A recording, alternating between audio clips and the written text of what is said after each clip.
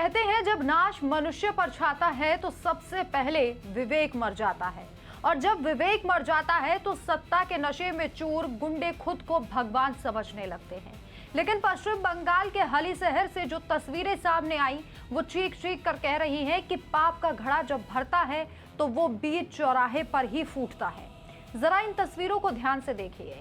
ये पश्चिम बंगाल की वो खौफनाक हकीकत है जिसे ममता बनर्जी की मां माटी मानुष का मुखौटा अब और नहीं छुपा सकता। हली शहर में ममता सरकार के पालतू गुंडों और टीएमसी के रसूखदारों को जनता ने सड़क पर उनकी औकात याद दिला दी है।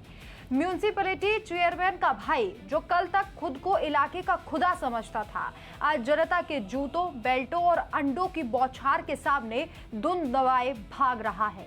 ये सिर्फ एक नेता की पिटाई नहीं है, ये टीएमसी के 14 साल के कुशासन, गुंडागर्दी और तानाशाही के खिलाफ बंगाल की जागती हुई जनता का पहला हंटर है।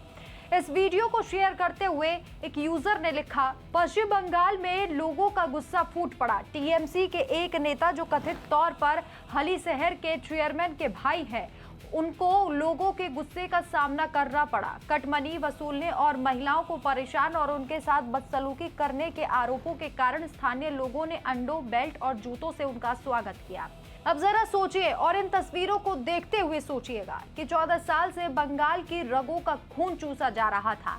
अगर सरकारी नौकरी चाहिए तो टीएमसी के गुंडों को कटमनी दो, मकान बनाना है तो सिंडिकेट को हफ्ता दो, यहाँ तक कि गरीबों के राशन और राहत सामग्री में भी इन गिद्दों का हिस्सा पहले से तय होता था। स्कूल भर्ती घपला, मदरसा घोटाला, चिटफंड की लूट और आरजीकर मेडिकल कॉलेज का वो दरिंदगी भरा डॉक्टर रेप मर्डर कांड।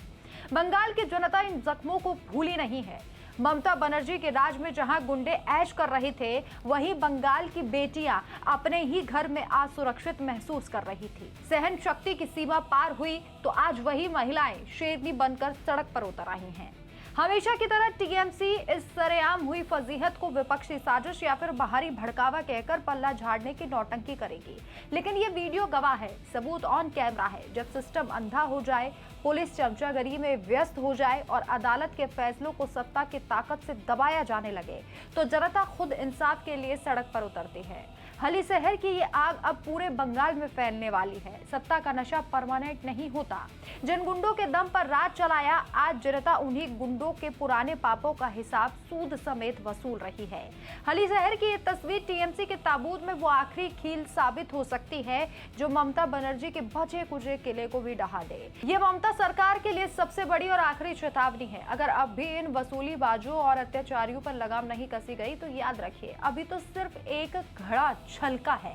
जब पूरा समंदर खोलेगा तो सत्ता की कुर्सियां तिनके की तरह बह जाती हैं, और वो हमने पश्चिम बंगाल में देखा भी है, जो आज ममता बनर्जी और पूरी टीएमसी के साथ हो रहा है।